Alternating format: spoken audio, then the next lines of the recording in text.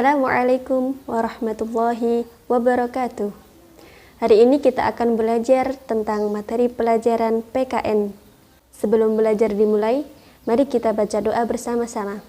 Bismillahirrahmanirrahim. Silakan diperhatikan dan selamat belajar. Oke, pada pertemuan kali ini kita akan membahas tentang semangat pendiri negara dalam merumuskan dan menetapkan Pancasila sebagai dasar negara. Semangat mengandung arti tekad yang menggebu untuk mencapai suatu tujuan yang diinginkan. Semangat kebangsaan disebut juga sebagai nasionalisme dan patriotisme. Nasionalisme merupakan suatu paham yang menganggap bahwa kesetiaan dan kesiapan tertinggi pada setiap pribadi harus diserahkan kepada negara. Nah, di sini dibagi menjadi 4 poin. Yang pertama yaitu nilai semangat pendiri Pancasila. Yang kedua, komitmen para pendiri negara dalam merumuskan Pancasila sebagai dasar negara. Yang ketiga, nilai kebersamaan pendiri negara dalam perumusan Pancasila sebagai dasar negara. Dan yang keempat adalah meneladani nilai juang perumus dasar negara.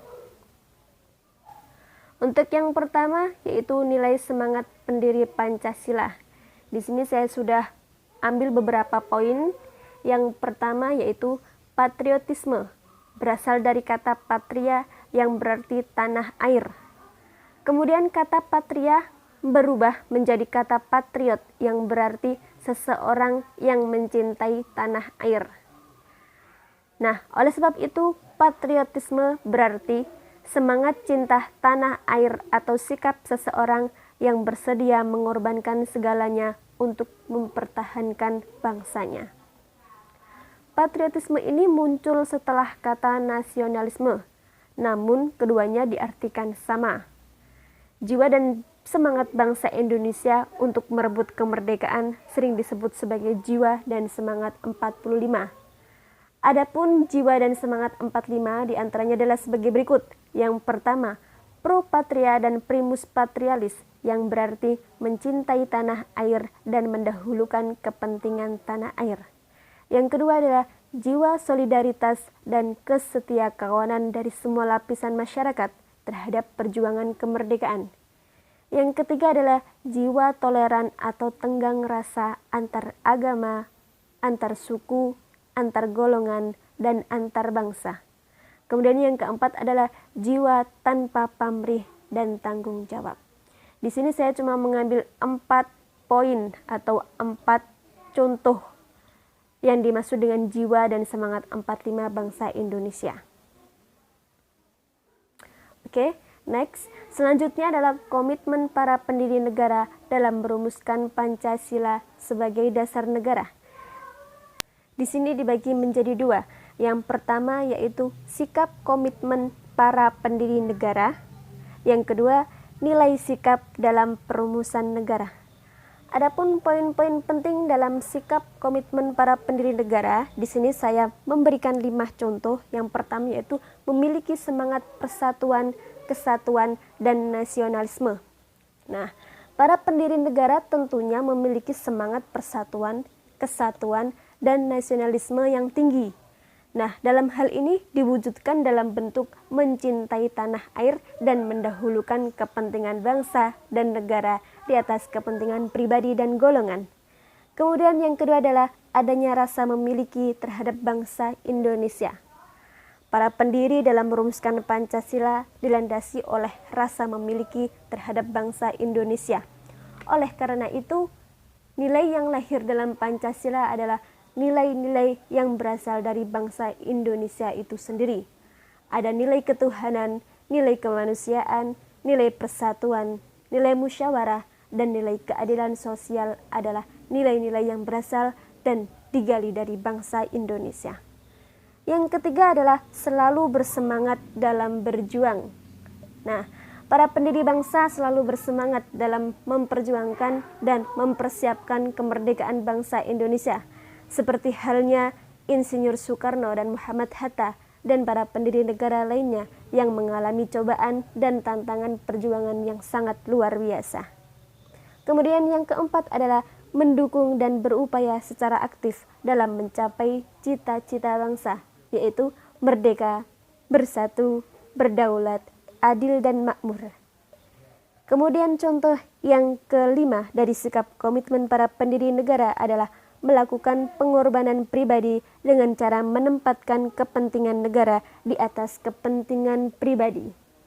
Pengorbanan dalam hal pilihan pribadi serta mendukung keputusan kepentingan pribadi yang menguntungkan bangsa dan negara walaupun keputusan tersebut tidak disenangi.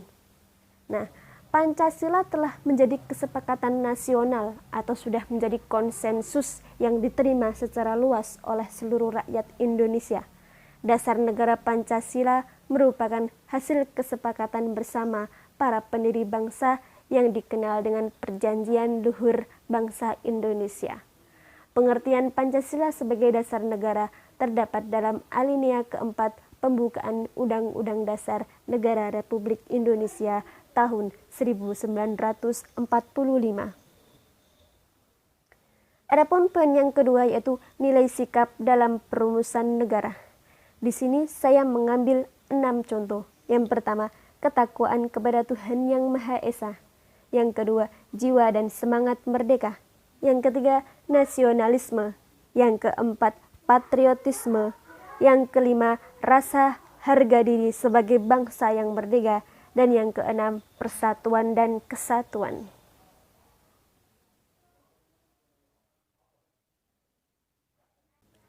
Untuk selanjutnya adalah nilai kebersamaan para pendiri negara dalam perumusan Pancasila sebagai dasar negara. Pancasila berarti sebagai jiwa bangsa Indonesia dan juga sebagai kepribadian bangsa Indonesia yang mencerminkan rasa kebersamaan dari para pendiri bangsa.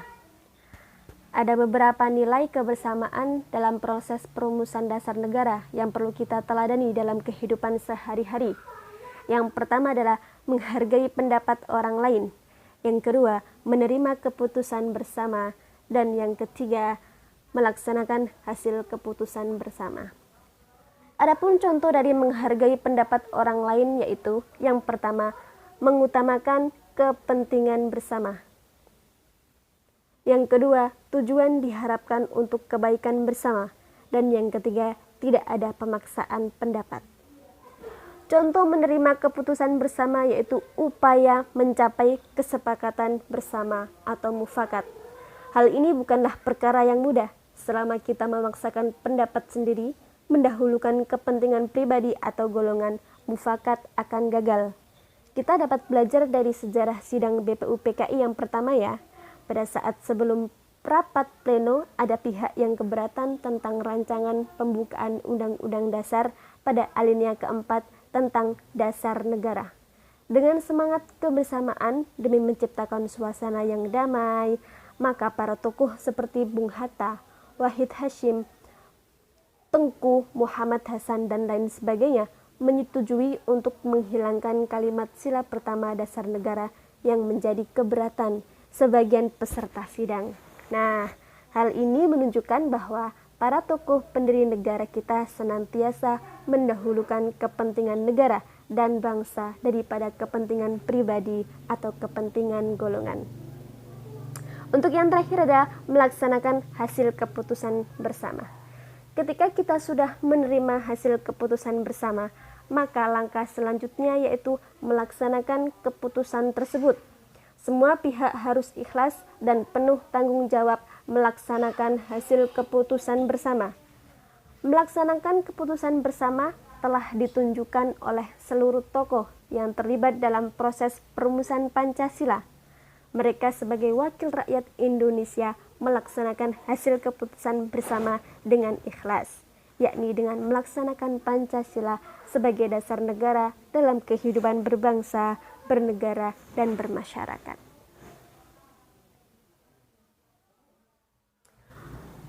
Poin yang keempat pada pertemuan kali ini adalah meneladani nilai juang perumus dasar negara. Banyak sekali ya nilai-nilai perjuangan yang terkandung dalam perumusan Pancasila.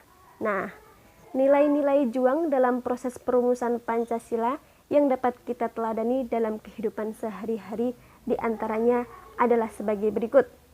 Yang pertama, semangat persatuan dan kesatuan yang dimiliki oleh para tokoh penting atau tokoh pejuang. Yang kedua, memperjuangkan hak asasi manusia. Yang ketiga adalah cinta tanah air. Yang keempat, mendahulukan kepentingan umum. Dan yang terakhir adalah jiwa kepahlawanan. Adapun contoh dari semangat persatuan dan kesatuan yang dimiliki oleh para tokoh penting atau tokoh pejuang terdahulu. Yang pertama, contohnya adalah gotong royong dalam membersihkan kelas dan lingkungan sekolah. Yang kedua, tidak membeda-bedakan teman dalam pergaulan ya. Nah, ini yang harus kita teladani dan kita contoh dalam kehidupan sekarang. Yang kedua, contoh dari perjuangan atau memperjuangkan hak asasi manusia. Yang pertama, tidak memaksakan kehendak kepada orang lain. Yang kedua, memberi kesempatan orang lain untuk menyampaikan pendapatnya. Adapun contoh dari cinta tanah air, yang pertama yaitu mempelajari kebudayaan daerah yang begitu banyak yang ada di Indonesia. Kemudian yang kedua adalah mencintai dan memakai produk dalam negeri. Ini perlu ditekankan atau perlu diingat bahwa kita sebagai bangsa Indonesia harus mencintai dan memakai produk dalam negeri. Contoh yang keempat, dari poin mendahulukan kepentingan umum. Yang pertama, ikut berpartisipasi dalam kerja bakti di lingkungan masyarakat. Kemudian yang kedua, menyiapkan sarana belajar sebelum pelajaran dimulai. Kenapa seperti itu atau kenapa demikian? Agar jiwa atau diri kita sudah siap untuk melaksanakan tugas kepentingan pribadi atau kepentingan bersama. Contoh terakhir dari poin jiwa kepahlawanan, yang pertama adalah membantu orang lain yang sedang mengalami kesulitan, dan yang kedua, berani menegur teman yang berbuat tidak baik.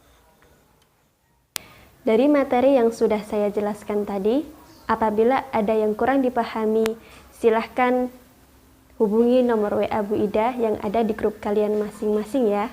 Terima kasih.